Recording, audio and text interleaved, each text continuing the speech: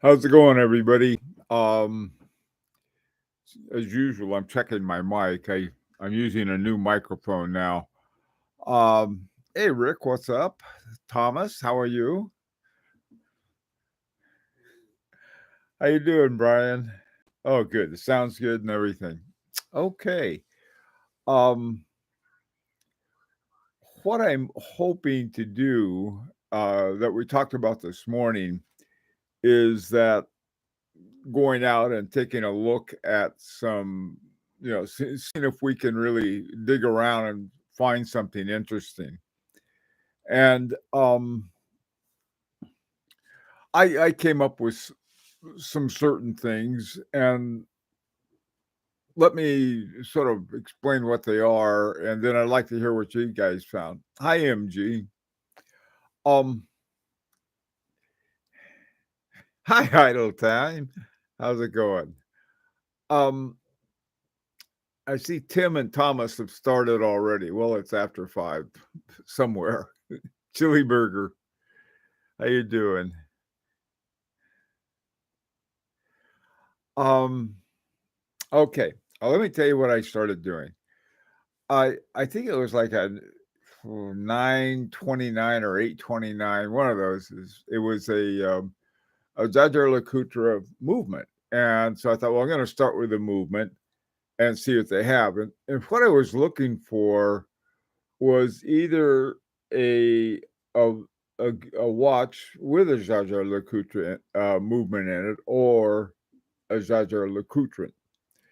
So I looked and I looked and I looked, and I came across one for a long time now. I've been looking for a world timer, and so I I found one. This is one I found, and it's part of the geophysic ones that they've canceled, and so there's some good buys on this watch. And forgot I forgot the caliber on it was, but anyway, uh, they were going for around 14,000, somewhere in that neighborhood. And I thought, well, let's see how much of a better find I can have. So I found this one on eBay, and it was 9,900, which is pretty close to 10,000. And but it was uh, still up there. I was looking for something better than that, so I started reading the details on it, and it said the movement was quartz. Okay, so I said, wait a minute. And so I read all of the other details. I looked at the pictures. It wasn't a quartz watch. I don't know why it was listed as quartz. I mean, flipping it over on the back, you could see the rotor and other things like that. And so I thought, well, that is, this was sort of an interesting thing. So what I thought I would do, I would send the seller an email and say, look, I think they made a mistake here, and your watch is not the movement is not quartz, but rather it's one from it's no, I forgot what, 772. I think that was the movement number on it, the caliber number. And then I said, well, by the way, too, if it is a mechanical one like that, then and then I gave him a low ball offer. Okay, now here's the reasoning behind that. Here's a guy that's been trying to sell a watch. He doesn't realize that he has it listed as quartz, and no one's going to buy it at that price as a quartz watch. I don't know how long it's been up there. I just can't imagine that he wouldn't have been aware of that. And I'm thinking he might think, oh my, yeah, I've had that thing up there for so long and nobody's even given me an offer on it. So I'll take a slow ball offer. I haven't heard back from him. Unless, let me see if this is him right now. No, not yet. And so anyway, so that was how I got to that. But now when I was looking for that, I found another one that looked almost exactly like it. And this is a Mont Blanc. And the Mont Blanc is, you can see them both, how similar they are. But the Mont Blanc would be about half of what I had offered this other guy. And so anyway, so I thought about it. Well, I wouldn't be using a world timer that much. It would be sort of fun to have, but I really like the movement on a Jaeger-LeCoultre more. And so I started looking at these, and I finally found some at really, really low prices. But then I looked at them more closely, and I don't know, about half of the ones that were for sale now, all of this is in Chinese. Now, this is a great deal for you Chinese guys. So if you're interested, you might take a look at some of these Mont Blanc that have, I'm not sure what version it is. I'm assuming Mandarin. But anyway, so that was my adventure, and whether I'll get it or not depends on whether they accept that low ball I had. But I think one of the things that you can do is when you find something that may have been an error and somebody is been trying to sell their watch, and you find something like that, they may take a low ball, simply saying, "Oh, geez, no wonder." Anyway, so that's my story. Okay, Rick wants to know what's on everybody's wrist. Okay, I got on a Fabergé Alexi. How's that? Okay, so what are you guys doing? Okay, Rick has got the Geophysic True Seconds Boutique Blue Dial listed in Chrono 24 limited edition of 100 pieces. Oh, wow. That sounds like a great one, Rick. Koji, let's see, what else do you got? Patek Philippe 133, about 2% of the price. Oh, that's good. Quarter of the hour now, huh? Okay, for you it might be. I'm in good shape. Oh, yeah, and I was here on time. Hey, Tim, let's see, European watch company in Boston selling a Laurent Perrier Classic Origin Opaline Titanium 2021 for $25,300. Never seen this so cheap. Now the retail is $33,300. Used typically at the price too. Hey, Mark, I have a Tag Heuer Carriers. Okay. Don't you think the seller might just? Oh yeah, Rick, he might. I don't know, but the thing of it is that there was a way because there's a little thing there you could check to make an offer, and I don't know what's going to happen. I'm pretty sure the guy's going to reject it, but the watch I'm wearing is that because I sent in a lowball offer, I figured they would reject, and they didn't. So it's one of the things to find I think this one, they were more likely to accept it because the brand Fabergé is not exactly identified with high horology. And everything about this watch, including the material that it's made of, was high horology, Frederic Piguet movement, and so on and so forth. But on this other hand, the Jaeger-LeCoultre world timer is part of a block of Jaeger-LeCoultre watches that have been discontinued, just like the gondolas have in Patek Philippe. There's some pre-2009 gondolas that I really like, but it's hard to find because there don't seem to be as many as I thought they would be that are available for sale. And sometimes what you'll see is you'll see one that the seller, some of these sellers, I don't know. I don't think they care anything about it. They know the price of everything, but they really don't seem to know a great deal about the value of some of these. So, you never know. You might run into some really good stuff. That's the beauty of vintage. There are so many variants out there. Yeah, vintages are a really good deal. I don't know. I'm not into vintages, but they there's so many good things about certain vintages that I think are worth knowing about. Okay, MG, what did you find? I found that some of the well-known aftermarket dealers value the same watch differently.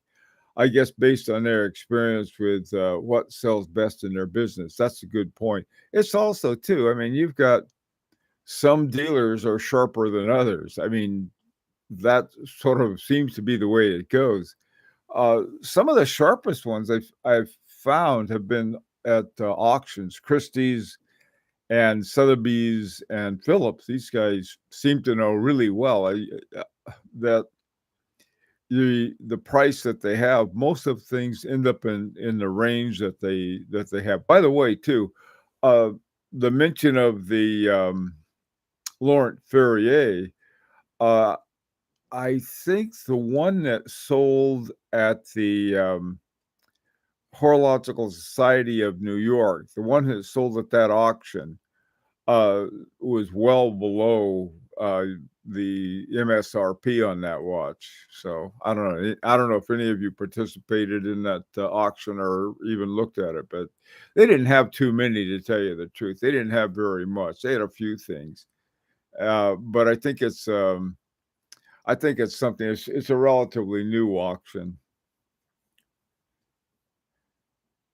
My best deal was to make the same offer on the Alexi that you did.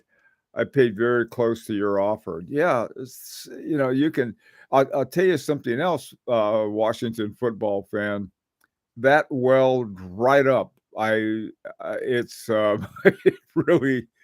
I was out looking, just to check and see what the situation was the other day.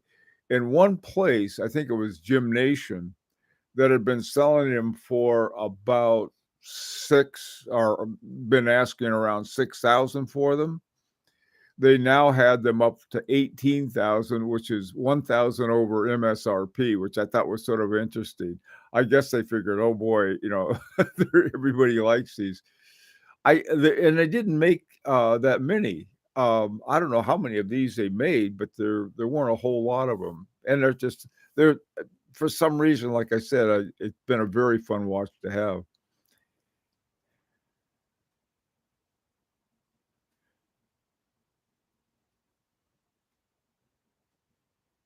I just bought a Neo Vintage um, AP Chrono unpolished with complete box papers and so forth, 38.5 millimeters, so reasonably contemporary. Yeah, that is a great deal, Rick. That's a fantastic deal.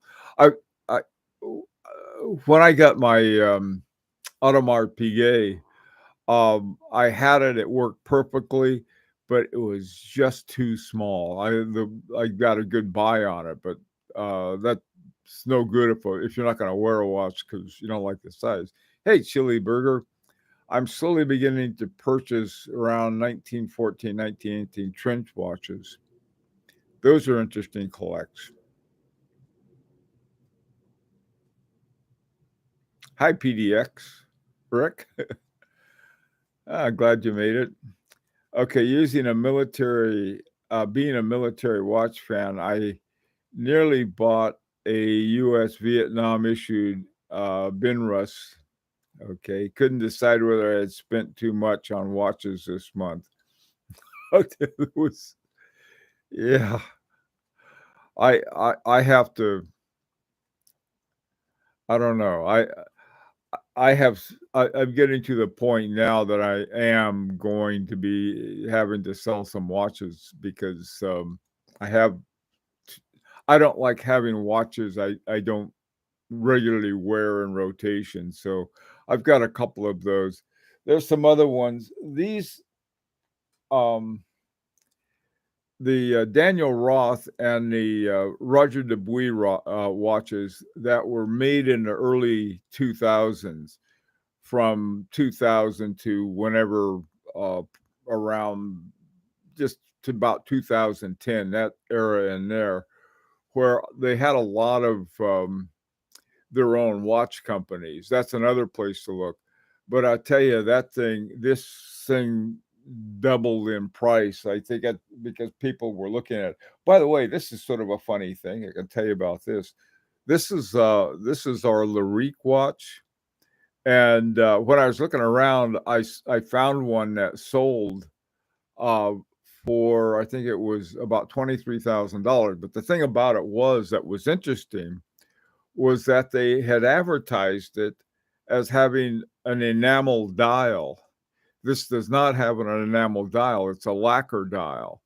And I prefer a lacquer dial anyway, but I mean, you can get the same sort of the same effect almost with good lacquer as you can with enamel.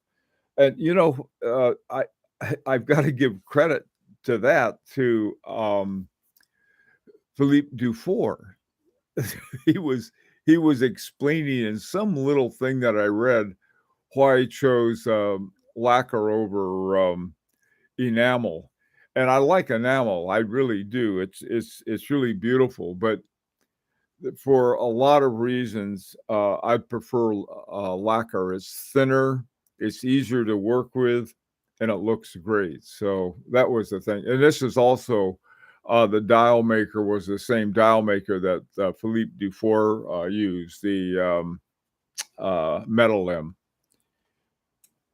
Anyway, okay, let's hear some more stories. Mark, I found out some ADs have absolutely no integrity and can next.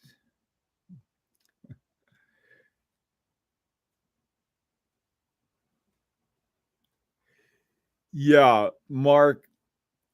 Um, I got to tell you, I got to tell some people this story, Mark. Okay, I hope you don't mind. But I think what Mark did was really the right thing. I'm not going to name the name of the dealer, but everything that Mark said was true.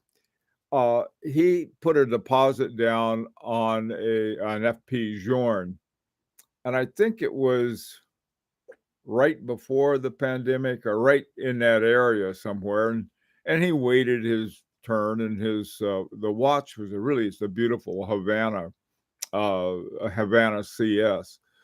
So he's waiting for this watch, and the watch came in, and the company that he had put a deposit down with sold it to somebody else. And so he was reasonably upset.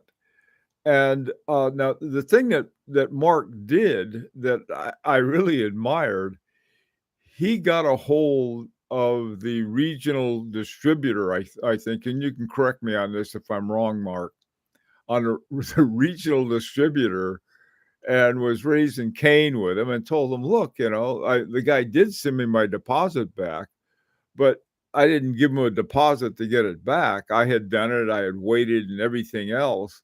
And then when the watch came in, he decided to sell it to somebody else. I have a feeling what he did, this was when the prices were really jumping. And this guy probably, somebody said, look, I'll give you X amount more, and sold it to him, and then told Mark to go pound sand. Well, what Mark did, though, like I said, he ended up raising Cain about it, and so the national, or yeah, I guess it was a national U.S. distributor promised them one, and there was some uh, meeting in the area with that. I guess it must have been a boutique in Mark's or somewhere near Mark or maybe not near Mark, maybe down in LA. I forgot where it was. But there's a picture of Mark with FP Journe. He came to visit him and he got his watch. But I mean, it's a shame that that happens. But now that I know that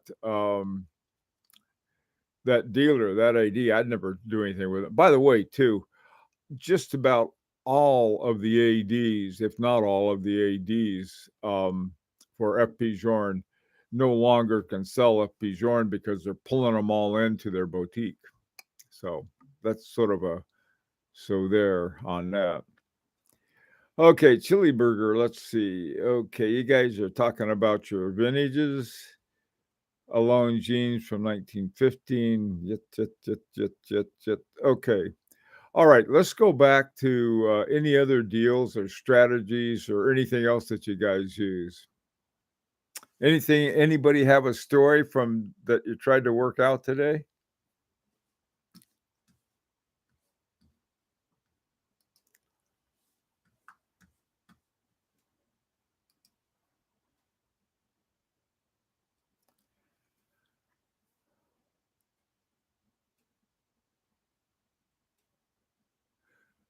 MG. YouTubers are often responsible for inflating the prices for previous sleepers. Yeah, you're probably right. Yeah, it's a really funny thing. Um I suppose I've never considered myself an influencer except in this one thing, in this one respect, and that is for people to make up their own mind and do their own research. That's sort of been my mantra, is that um, find watches that you really like, but the big thing is the more research you do, the more interesting things you can find out about any kind of watch that you might have in mind. Um, okay, no, I guess not not as many people brought their stories with them as I was hoping. Come on, some of you guys I know have been around the block a while. What are some good hunting stories? You've heard all of mine. Hi, PDX Rick.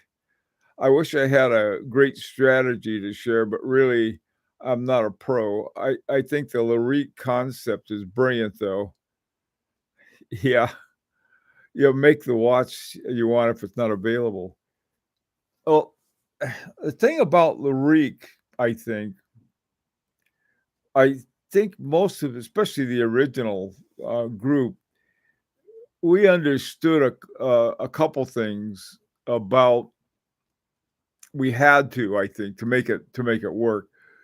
We we had enough knowledge about the movement maker that was important. The dial maker, which was turned out to be very important, and the case maker we figured must be really good because it was the watchmaker Kari Vouten was one of the owners. The one we're working on now has pretty much the same crew on it, except the we're doing the dial making with Comblamine, which is also pretty much owned by Woot and Lannon. So maybe we're going to end up with a Vinge 8 out of this whole thing. I don't know. We're very interested to see how we land on this one. It's a heck of a lot of work, and dealing with so many people with so many different levels and expectations and everything, that can be very difficult, especially if you're trying to coordinate them. It's more like herding cats. Mark's a cat. Ask him; he would know. No, most of the guys that are involved in this, the one thing they really are yeah, exactly. Um, yeah, there's a whole uh, there's a whole thing to it. It never ends easily, and by that I mean, what I was thinking, we do this, when we do this, and this watch gets made, and all of our watches get made, they all get shipped, and they all arrive, and everybody's happy. For the most part, that's the way it worked out, but it was staggered. We had the first group that got their watches we sent them to Asia, the Asian group. The second group went to the U.S., and then the last group went to Europe. And one of the guys in Europe he was going to be out of town and didn't want it sent to be left at where he was. He changed jobs, and so we couldn't leave it at his workplace. It was all kinds of things like that. And another guy in Malaysia had something, and he was saying there was something wrong with it. Well, there turned out to be there was one. There was a little thing in the movement that led to a greater improvement of the second one they did. Well, that was sent back to Switzerland, going back and forth between Malaysia and Switzerland. It's not the postal service so much as it is the all kinds of customs and this and that, and they finally got it done. But then they sent him the wrong watch. There was a watch that was meant for somebody else that was their birth year, and that was very important to them. And somehow they grabbed that one and sent it to the guy in Asia or in Malaysia, and then just all kinds of crazy things like that happen. But we ended up with a watch that is, I think we total of 70 of them got made. And this year has been a different kind of challenge, because when we did our first one, when we did this one, things were just coming out of the pandemic. There were two things about it. One, there weren't the same number of orders that they were used to having. And so we had more availability of the time that the different vendors had to make our watch. And that was a good thing. But then they didn't have all the people that had showed up for work. And that was another thing. This time around, it's been the opposite. They've been so busy trying to catch up that, it's always something on it. So I tell you, anybody who chooses, and I do really encourage people to get a bunch of guys together and say, look, we can do this, and you can. It's just a lot of work. And lately I've been chasing gold watches. I found that you can get a very nice gold watch for no more than a hot SS watch. I agree. I never really cared for white gold. I always thought, I have a white gold watch, I have a platinum watch, and I have steel watches. I can't tell the difference. If someone says, "Oh, what is this?"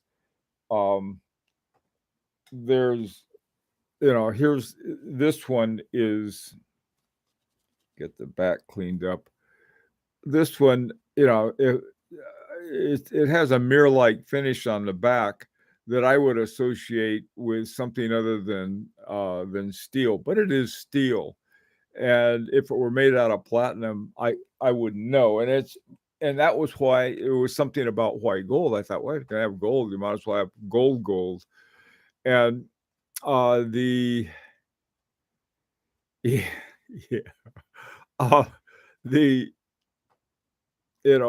I've come to like it, and I'm not sure why. I think ended up with 3 white gold watches, but PDX, yeah, that's something. Vintage-wise, gold watches are very near the price to vintage. Yeah, vintage is where you can get some good deals on gold. That gives me an idea.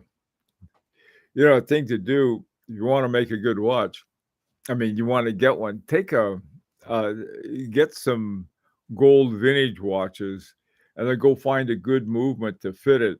You know, some good, really good movements you find sort of, I guess, sort of train wreck uh, movements that they're selling on eBay separately, and put those together. You can put together a really interesting watch that way.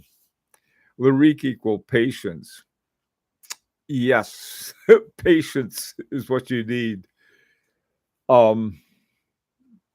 Patience, and you can't have anybody who is even mildly homicidal because someone will get shot. Some people go off on these things that, like, you know, just please. It's frying pan time. Okay, Thomas, thank you. Is it? Yeah, it is. Okay. Hey guys, there's thanks for putting up with everything today. I'm glad you could make it. Um you get your peaches in Georgia. Yeah. Okay. Patience, peaches. Yeah, that's pretty much it. Okay, everybody. Enjoy the rest of your weekend. I'm back to dodging frying pans. Take care.